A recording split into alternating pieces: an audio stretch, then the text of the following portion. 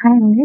Already మనము 9th క్లాస్‌కి సంబంధించినటువంటి ఫస్ట్ లెసన్ అయితే మనం షార్ట్‌లో అయితే కవి పరిచయము, ఉద్దేశము, నేపథ్యము, ఇంకా ప్రక్రియ గురించి అయితే మనం కంప్లీట్ చేసుకోవడం అనేది జరిగింది.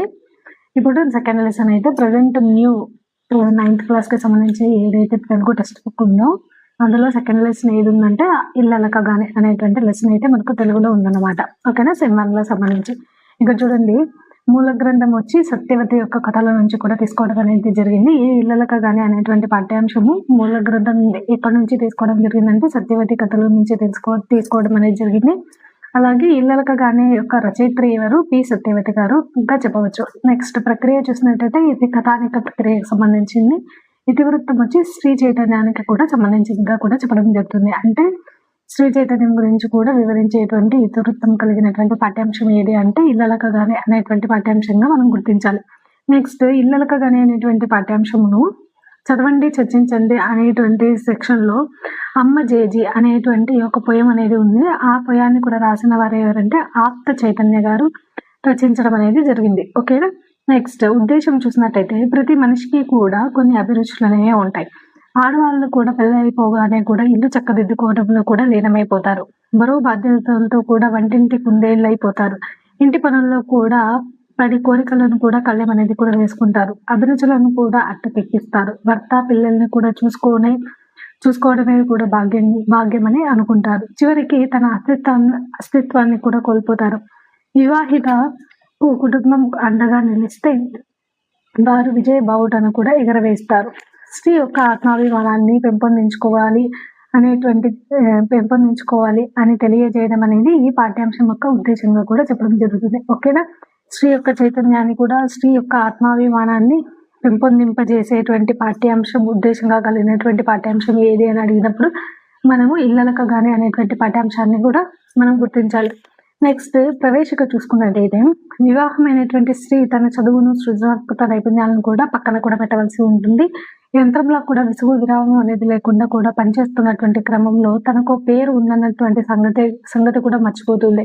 ఇంటి పనుల్లో కూడా మునిగి స్వీయమైనటువంటి చైతన్యాన్ని, ఆత్మగౌరవాన్ని కూడా కోల్పోవడంలో ఉన్నటువంటి అనౌచిత్యాన్ని కూడా ఈ కథ ద్వారా తెలియజేయడం అనేది జరుగుతుంది. ఓకేనా. ఈ కథలో శారద అనేటువంటి ఆమె వివాహం అయిపోగానే తను పొద్దుకి ఇల్లలకడము, ఇంటిని అందంగా అలంకరించుకోవడము వంటి పనుల్లో కూడా నిమగ్నమయ్యి తన పేరును కూడా మర్చిపోతుందన్నమాట. ఓకేనా. అలాంటి అనౌచిత్యాన్ని కూడా గురైనటువంటి ఒక స్త్రీ గురించి కూడా తెలియజేయడం అనేది కూడా ఈ పాఠ్యాంశంలో అయితే మనకు తెలియజేయడం జరుగుతుంది. తన పేరు వచ్చి శారద. ఓకేనా. నెక్స్ట్ ప్రక్రియ చూసుకున్నట్టయితే కథానిక అనేటువంటి 2 పదాలను కూడా పర్యాయ పదాలుగా మనం వాడతాం. ఓకేనా. ఇక్కడ చూసుకున్నట్టయితే ప్రక్రియ కథానిక ప్రక్రియ, కథ అని గుర్తుకోవచ్చు. తెలుగు సాహిత్యంలో కథ అనేది ఒక ప్రధానమైనటువంటి ప్రక్రియ.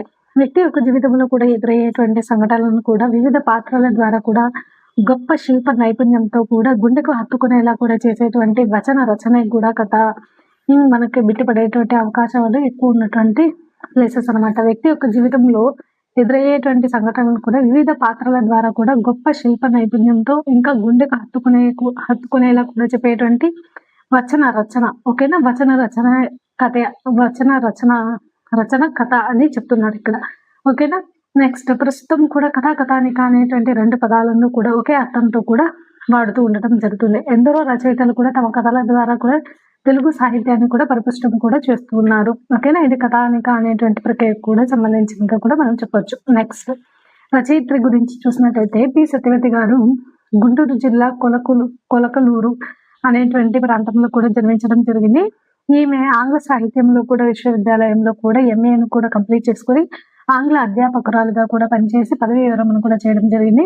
అలాగే ఈ యొక్క కథలు, నవలలు, సాహిత్య సమీక్ష వ్యాసాలు కూడా రాయడం జరిగింది. అనువాదాలు కూడా చేయడం జరిగింది.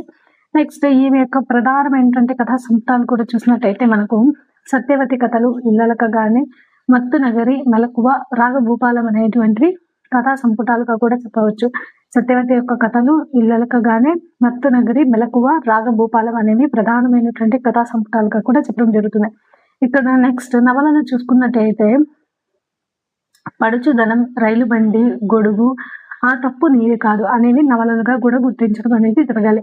సత్యవతి గారు రచించినటువంటి నవలలలో కూడా కానిది ఏది అని ఇచ్చి రాగభూపాలం, పడుచుదనం, రైలు బండి, గొడుగు అనేటువంటివి 4 ఆప్షన్స్ ఇచ్చి అందులో నవల కానిది ఏది రాగభూపాలంగా మనము గుర్తించాలన్నమాట. ఓకేనండి, ఇది రచయిత్ర గురించి.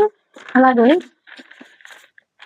చూస్తున్నట్టయితే ఏ ప్రక్రియలో రాసినా కూడా ఈ పి సత్యవతి గారు ఏ ప్రక్రియలో రాసినా కూడా స్త్రీ జీవితమే కూడా ప్రధానంగా కూడా 70 కథలను కూడా రచనలు కూడా చేయడం జరిగింది. స్త్రీ యొక్క జీవితమే ప్రధానమైనటువంటి ప్రక్రియగా కూడా తిను 70 కథలను వరకు కూడా రచనలు కూడా చేశారు. అలాగే ఉర్దూ రచయిత్రి అయినటువంటి ఇస్మత్ చుగ్దాయ్ కథలను కూడా తెలుగులోకి కూడా అనువదించినటువంటి వారు ఎవరు అంటే పి సత్యవతి గారుగా గుర్తించాలి. నెక్స్ట్ చాసో స్ఫూర్తి పురస్కారము, తెలుగు విశ్వవిద్యాలయాల యొక్క విశిష్ట పురస్కారము, ఆంధ్రప్రదేశ్ యొక్క ప్రభుత్వం నుంచి కూడా కళారత్న, ఉగాది పురస్కారం వంటివెన్నో కూడా ఈమె పి సత్యవతి గారు పొందడం జరిగింది. ఈ ప్రసిద్ధ పాఠ్యాంశం ఇళ్ళలకగానే అనేటువంటి పాఠ్యాంశం వచ్చి సత్యవతి కథలు అనేటువంటి కథా సంపుటం నుంచి కూడా తీసుకోవడం జరిగింది. ఇది సెకండ్ లెసన్ కి సంబంధించినటువంటి ఇంట్రడక్షన్ అన్నమాట. ఓకేనా, థ్యాంక్ యూ అండి. మీకు ఈ వీడియో నచ్చింది, యూస్ఫుల్ అయింది అనుకుంటున్నట్లయితే ఖచ్చితంగా సబ్స్క్రైబ్ చేసుకోండి. అలాగే బెల్ ఐకాన్ని క్లిక్ చేసి పెట్టుకున్నట్టయితే మీకు ఇంకా మరిన్ని వీడియోస్ అయితే మీకు నోటిఫికేషన్ రూపంలో రావడం జరుగుతుంది. థ్యాంక్ యూ అండి.